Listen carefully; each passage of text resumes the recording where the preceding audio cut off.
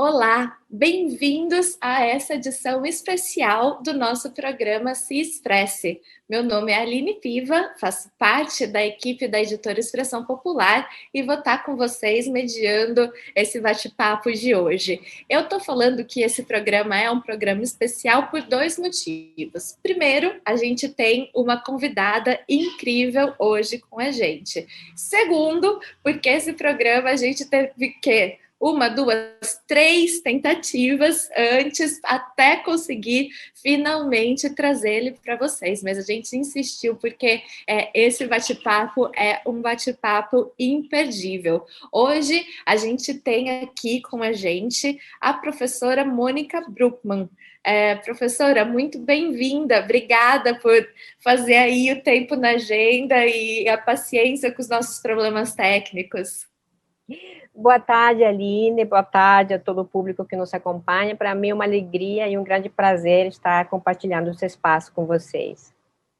Muito obrigada. Hoje o nosso programa vai tratar deste livro lindo aqui, um dos projetos gráficos muito bonitos que tem saído agora pela editora Expressão Popular, que é o livro Evolução Histórica do Brasil, da Colônia à Crise da Nova República, de Teotônio dos Santos. Esse é o livro que foi o nosso Clube do Livro de junho, por isso que a gente está aqui, uma edição um pouco atrasada. Esse livro, ele trata de dois períodos bem definidos da história brasileira, né? Na primeira parte, o autor analisa aí nossas origens coloniais, tudo que demarcou aí um capitalismo totalmente dependente das metrópoles, do capital estrangeiro, e, na atualidade, do capital financeiro e das corporações transnacionais.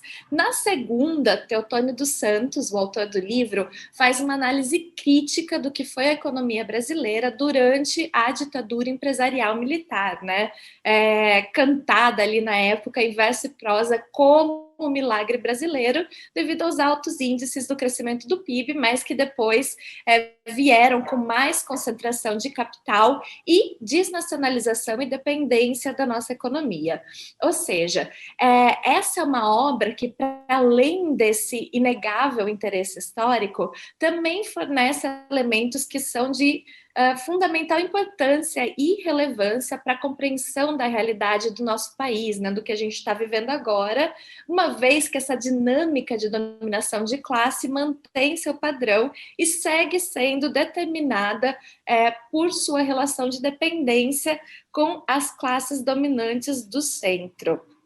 Para quem não conhece a nossa convidada de hoje, antes de passar a palavra para ela, eu gostaria de apresentar a professora Mônica Bruckmann, que é doutora em Ciência Política pela Universidade Federal Fluminense, mestre em Ciência Política pela UFRJ e bacharel em Ciências Sociais. É professora do Departamento de Ciência Política do Programa de Pós-Graduação em História Comparada da UFRJ, foi pesquisadora e diretora de pesquisa de cátedra e rede da Unesco, Universidade das Nações Unidas sobre Economia Global e Desenvolvimento Sustentável, junto ao autor do livro que é tema do nosso programa de hoje, Teotônio dos Santos. Mônica foi assessora da Secretaria-Geral da União das Nações Sul-Americanas, da Unasul, e presidenta da Agência Latino-Americana de Informação, a ALAI. O seu livro, Recursos Naturales e la Geopolítica de la Integración Sudamericana, gastando meu espanhol aqui, foi publicado em espanhol no Peru, no Equador, na Venezuela e na Argentina, e está em preparação para ser publicado também em português. Mônica, mais uma vez, muito bem-vinda e muito bem-vindos também todos vocês que estão nos acompanhando agora. Mônica, sem enrolar mais, né, nessa apresentação, mas é uma apresentação importante para o pessoal que está vendo entender o tema do nosso debate de hoje e também quem está aqui falando com a gente, né? Então, professora, esse livro que é tema do nosso bate-papo de hoje, Evolução Histórica do Brasil, da Colônia à Crise da Nova República, é o livro que foi do nosso Clube do Livro de junho, e tem uma característica importante para você, né? Porque você conviveu com o autor, conhece muito bem as obras dele. Então, eu queria te perguntar, quais são os aspectos relevantes desse livro nessa perspectiva do materialismo histórico, principalmente na questão da teoria da dependência? Olha, Aline, eu acho que é um livro extremamente importante para compreender o Brasil contemporâneo, apesar de que é um trabalho muito cuidadoso que Teotônio escreve na primeira fase, né, a primeira parte do livro é escrito nos anos 70, inclusive para o público estadunidense, e a atualização que ele faz é posterior, nos anos 90, exatamente para analisar a crise do Plano Real. Mas eu diria que é um livro extremamente importante porque ele tem um enfoque de longa duração do processo histórico brasileiro, né? Ele vai analisar a configuração do capitalismo dependente brasileiro no contexto do capitalismo dependente latino-americano, em primeiro lugar, mas também como um processo que se inicia com a própria empresa colonizadora, né? Espanhola e portuguesa no nosso continente. Então, essa estrutura colonial que, de alguma maneira, se relabora, se reinventa numa América Latina e num Brasil pós-colonial, né? Já com as repúblicas, as novas repúblicas hispanas, depois da independência, e a própria República Brasileira, elas, de alguma maneira, reproduzem estruturas do período anterior colonial, que vai influenciar muito a forma em que vai se construir esse capitalismo na América Latina e particularmente no Brasil. Um segundo aspecto é que o Teotônio vai se servir do enfoque da teoria marxista da dependência para esse balanço histórico de longa duração, e ele vai analisar em cada momento as contradições de classe, em cada momento a estrutura econômica que vai se desenvolver a partir dessa dinâmica de classe. Então, é um livro, eu acho, extremamente importante para compreender esse processo histórico, essa acumulação histórica, e também para poder pensar os grandes desafios do Brasil contemporâneo. Bem, professora, esse livro, ele procura oferecer uma visão geral do desenvolvimento da sociedade brasileira, né? Partindo de premissas metodológicas definidas pelo Teotônio dos Santos. Qual a importância de se ter uma metodologia de estudo que possibilite, a partir da teoria, fazer essa leitura clássica de estrutura da sociedade? Eu acho que é um enfoque extremamente rico, que vai permitir compreender as conjunturas econômicas, sociais e políticas em cada momento, mas também as grandes tendências, né? Então, são dois momentos analíticos, a análise da conjuntura e as tendências históricas mais profundas que dependem da estrutura econômica, que dependem da estrutura de classe, etc., né? Então, por exemplo, quando ele vai fazer o balanço da economia e da sociedade brasileira no final do século XIX, ele vai apresentar um estudo muito, muito cuidadoso de qual era a estrutura de classes naquele momento no Brasil, uma estrutura muito complexa, né? De um lado, a existência de uma oligarquia agrário-exportadora, né? Mas já com a emergência de uma burguesia latifundiária, ainda assim muito contato com o setor exportador, né? De outro lado, uma média burguesia, podríamos dizer, pelo menos essa é a denominação que ele usa, industrial, muito dirigida ao mercado interno, né? E uma classe média assalariada, de profissionais, sobretudo. Então, você tem uma estrutura de classes, digamos, de uma classe média, de uma classe dirigente, uma oligarquia, e, de outro lado, a consolidação do proletariado industrial e o semi-proletariado industrial, o semi-proletariado na área de serviços. Então, essa estrutura de classes vai determinar muito a virada do século XIX para o século XX, né? E vai determinar muito, inclusive, a forma em que esse capitalismo dependente vai começar a estruturar as condições para o desenvolvimento do que foi o projeto, como você bem nos lembrou, empresarial militar de 64 em adiante.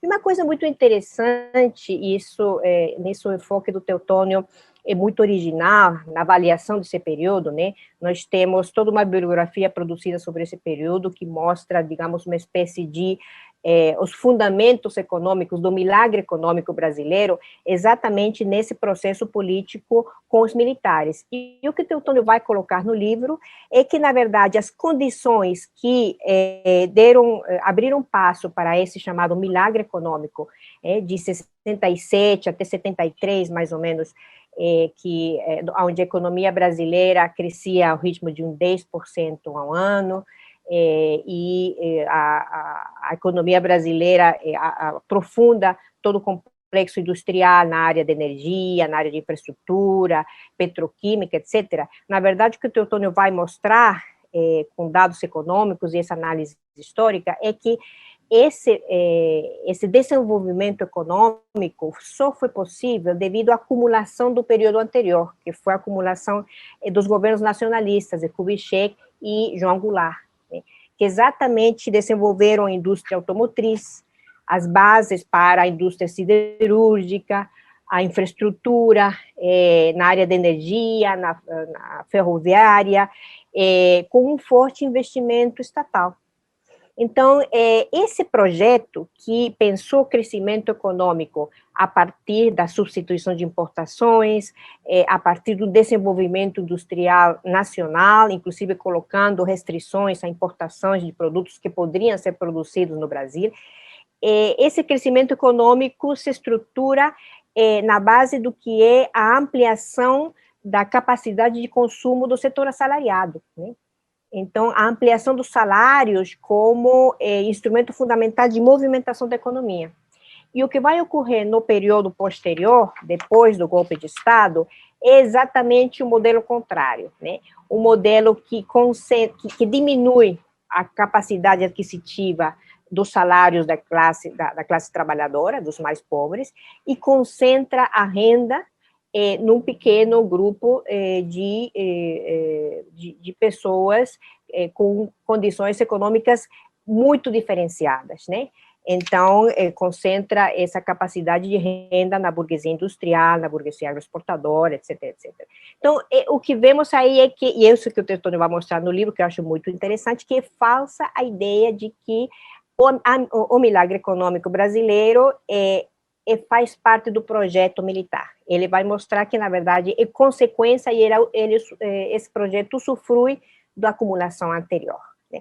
E ele vai mostrar as contradições desse processo nacionalista dos anos 50, início dos 60, né, antes do golpe. Ele vai dizer, olha, na verdade, esse processo tinha como tendência natural a sua radicalização, né, na medida em que os assalariados ganhavam poder aquisitivo, ganhavam participação na economia, a tendência natural era um aprofundamento e uma radicalização desse processo. E foi exatamente essa tendência de radicalização do processo que é abruptamente interrompido pela ditadura militar, que vai colocar um outro projeto, né? Mas que de alguma maneira, reclama para si esse chamado período de crescimento econômico conhecido como milagre econômico brasileiro. Eu acho que essa é uma questão que Teotônio vai analisar com muito cuidado e muito, muito importante para compreender o Brasil contemporâneo, quais são as bases desse processo.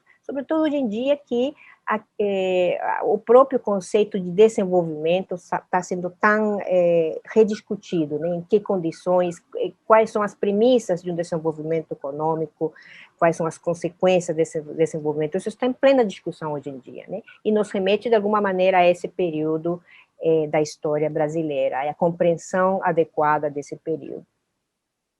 Esse é um dos pontos, né, muito relevantes desse livro, uma ferramenta para a gente entender esse processo que estamos vivendo agora, né? Você mencionou o milagre econômico, que tem aí até hoje a gente vê militares falando sobre isso, a gente está num governo que tem uma quantidade muito grande de militares. Ontem, na nossa aula, última aula do curso, você mencionou, por exemplo, uma terceira onda de neoliberalismo na região. Como esse entendimento desse processo econômico que o Teotônio dos Santos traz para a gente no livro pode nos dar indicativos de leitura da atual conjuntura que a gente vive? Olha, eu acho que tem alguns aspectos de ordem econômica, mas também geopolíticas, que são importantes de analisar no caso brasileiro, né? Que já Teotônio colocava nesse livro e que hoje em dia a gente tem que repensar essas questões. O projeto econômico, político e geopolítico dos militares a partir de 64 de alguma maneira tinha a ver com uma aliança com os objetivos estratégicos dos Estados Unidos a nível global, mas particularmente na América Latina, né? O Brasil pretendia jogar o papel de articulação e liderança desses interesses na região, né? Toda a discussão do conceito de subimperialismo que foi levantado pela teoria marxista da dependência exatamente nesse período dos anos 60, final dos 60 e 70. Mas o projeto tinha a ver com uma unificação do território, com um Brasil um país continental, então todo o projeto de infraestrutura tinha a ver com de alguma maneira, gestão e domínio territorial do país, né? O fato do Brasil ser um país amazônico, que tem limite com 10 dos 12 países da América do Sul, né? É um país com uma dimensão demográfica muito grande, praticamente 50% da população da América do Sul é a população brasileira, né? Então, são elementos que faziam e continuam fazendo do Brasil um país extremamente importante desde o ponto de vista geopolítico. Então, isso o Teotônio vai trazer com muito cuidado na análise do que era o projeto militar, né? E eu acho que nos remete a condições contemporâneas do Brasil. O papel que o Brasil jogou nos BRICS foi muito, muito importante. É um papel que vai se perdendo na medida em que a orientação política do governo muda, né? Com a chegada do Temer e o atual governo, se abandona totalmente a possibilidade da articulação do Brasil a partir dessas condições geopolíticas de grande relevância, não apenas para a América Latina, para a América do Sul, mas no contexto global, nessa aliança com a Índia, a Rússia, a África do Sul, né, a China. Então, os próprios BRICS se viram debilitados pela mudança de governos mais conservadores, tanto no Brasil quanto na África do Sul e a própria Índia, né? Porém, o sistema mundial está atravessando câmbios muito profundos, né? O dinamismo econômico está se deslocando de Ocidente para Oriente, dos países do Norte desenvolvido para o Sul emergente, né? E na ausência desse dinamismo que os BRICS tinham até 2015, a China e a Rússia estabeleceram e fortaleceram uma aliança estratégica e, de alguma maneira, estão conduzindo esse processo de reorganização do sistema mundial. E o Brasil ficou de fora, né? Então, eu acho que temos aí um grande desafio, não apenas do Brasil, mas com o Brasil, a América Latina toda que, de alguma maneira, estava participando desse processo que está definindo o futuro da economia mundial nas próximas décadas, né? Eu queria lembrar que, em todas as reuniões sobre a presidência da Dilma Rousseff, em todas as reuniões, inclusive uma delas em Fortaleza, aqui no Brasil, dos BRICS, a presidenta Dilma sempre convidava a chefes de governo de países vizinhos, países da América do Sul, né? Porque o entendimento da política externa brasileira era que a participação do Brasil nos BRICS, na verdade, era o fortalecimento da participação regional nessa esfera de colaboração, de debate nos BRICS como um instrumento para que a nossa região pudesse ter uma participação mais ativa nesses processos que estão definindo o sistema mundial contemporâneo. Então, o livro nos remete a essa análise, né, para aquele momento meados do século passado, e que, de alguma maneira, nos apresenta elementos para compreender esse processo, ainda acompanhando essa tendência da importância geopolítica do Brasil na América Latina e no mundo. Professora, você acha que, do ponto de vista atual, a gente pode dizer que o Brasil segue mantendo essa relação de dependência com as classes dominantes dos grandes centros? Eu acho que, inclusive, a dependência tem se aprofundado. E a gente pode ver, inclusive, o papel que o Brasil tem desde o ponto de vista econômico e o processo tão complexo e tão grave de uma reprimarização muito acelerada da economia brasileira, né? Que acompanha uma tendência regional. Então, de alguma maneira, o Brasil, no momento em que poderia estar desenvolvendo uma relação estratégica com a China, com os países dos BRICS, no sentido de promover o desenvolvimento nacional, promover processos de industrialização, o que o Brasil fez nos últimos anos é aprofundar a reprimarização da pauta exportadora. Então, nesse momento, o Brasil é fundamentalmente um país primário exportador. Se a gente vê a balança comercial brasileira, a gente pode ver o grande impacto que tem a exportação de matérias-primas sem nenhum valor agregado, minério de ferro, soja, algodão, proteína animal, sobretudo proteína bovina. Então, e de um lado, nós estamos vendo o acompanhamento desse processo com um fenômeno que, sem dúvida, porque nós tínhamos um debate há uns 10 anos atrás, o Brasil está se desindustrializando ou simplesmente está reprimarizando as exportações, mas fica claro que nos últimos anos o Brasil também avançou um processo de desindustrialização, de perda da capacidade industrial muito forte, muito acelerada, inclusive ameaçando com destruição dos centros de pesquisa, da universidade pública, que é exatamente o espaço onde se produz a pesquisa mais importante, organicamente articulada aos processos industriais. Na nossa universidade, a UFRJ, a Petrobras conseguiu produzir tecnologia de ponta na perfuração de poços profundos, um laboratório de fluidos que permitiu diminuir quase a metade o custo de produção das reservas de petróleo do pré-sal, né? Eram muito caras porque eram reservas muito profundas no Zócalo Marino. E foi graças a essa pesquisa numa universidade pública, como a nossa, que a Petrobras conseguiu essa tecnologia. Então, quando você tem como projeto político a destruição da universidade pública, né, que é o que nós estamos vendo nesse momento, você está destruindo todas as capacidades científicas, tecnológicas, de inovação, que estão articuladas a esses processos de industrialização, né? Sem falar do próprio parque industrial brasileiro. Então, esses dois aspectos, elas aprofundam a condição dependente da inserção do Brasil na economia mundial, né? Porque justamente esses instrumentos que poderiam fortalecer e ser instrumentos de mudança desse processo, né, estão sendo destruídos.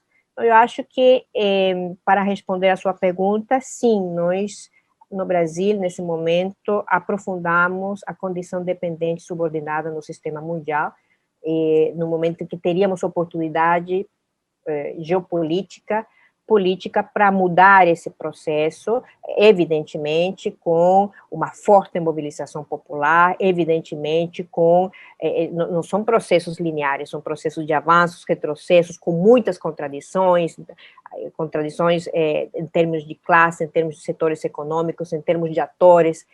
Não estou falando que é uma coisa linear nem simples, uma coisa de grande complexidade, mas, ao mesmo tempo, esse cenário internacional apresenta oportunidades justamente por essa transição hegemônica, que é o que, desde o meu ponto de vista, a gente está vendo no sistema mundial, apresenta oportunidades de mudança que nem o Brasil, nem os países da América Latina, nem a região no seu conjunto estão aproveitando da forma em que poderiam ser aproveitados se nós tivéssemos um projeto de desenvolvimento regional e projetos nacionais de desenvolvimento com uma ideia muito clara de soberania, de desenvolvimento local, nacional e regional, com estratégias claras, né, e com políticas e instrumentos para levar adiante essas estratégias. Excelente. Professora, o nosso programa Se Expressa, eu digo que é só para dar uma vontade ainda maior aí no pessoal que está escutando a gente de ler o livro. Então, ele é curto, ele é bem rapidinho, a gente está chegando aqui ao nosso final. Eu gostaria de te perguntar se você tem alguma consideração final, alguma coisa que a gente não comentou e que seria importante para quem está nos assistindo agora nesse momento, saber sobre essa obra super importante do Teotônio dos Santos. Olha, eu recomendaria muito a leitura do livro, pelas razões que a gente já comentou aqui, mas, sobretudo, porque eu acho que o livro forma parte de uma tradição teórico-metodológica da América Latina, que teve grande pertinência na compreensão da nossa região desde os anos 60, né, e, inclusive, uma compreensão histórica de como é que a nossa região se insere no sistema mundial, mas principalmente porque nesse momento que nós vivemos no Brasil e no mundo, nós temos um enorme desafio de reelaborar as nossas matrizes teórico-metodológicas para compreender e analisar melhor o mundo que vivemos. E eu acredito que esse livro que Teotônio escreve nos anos 70, revisa nos anos 90, e que consegue analisar as tendências desses processos, constituem um instrumento muito fundamental para compreender o Brasil contemporâneo. É um livro de uma leitura muito fácil, no sentido de ser um livro muito organizado, muito bem sistematizado, e eu acho que, para além da história das ideias, que é um aspecto muito importante também quando a gente pensa sobre o pensamento social latino-americano, esse livro é um instrumento de análise do Brasil contemporâneo e do mundo contemporâneo muito poderoso desde a perspectiva de análise e de explicação dos processos contemporâneos. Então, só gostaria de recomendar a leitura desse trabalho. Temos poucos trabalhos na nossa bibliografia disponível que tenham, ao mesmo tempo, uma análise histórica de longa duração e uma análise da conjuntura brasileira em cada momento, né, fundamentada em dados, inclusive dados econômicos, dados políticos. Então, você tem, ao mesmo tempo, uma análise de fôlego histórico e de aprofundamento da conjuntura em cada momento. Então, isso faz do livro um trabalho extremamente rico, né? E convido a todos para a leitura desse trabalho e parabenizo a editora Expressão Popular por essa edição. Eu recebo pedidos, muitos pedidos, todos os meses chegam pedidos me perguntando aonde que a gente consegue esse livro, e realmente fazia muita falta uma reedição desse trabalho. Muito obrigada, professora. Ficou realmente muito bonita. Para quem ainda não viu, está lá no nosso site da editora Expressão Popular. É só entrarem lá, que já está disponível. Professora, te agradeço muitíssimo pela participação, por essa aula que você deu aqui para a gente. Agradeço também a todos que estiveram aqui conosco hoje. Espero, professora, que a gente possa te receber mais vezes aqui em outros espaços da editora. E um grande abraço para todos que nos assistiram. Até o próximo Se Expresse. Obrigada a você, Aline, foi um prazer.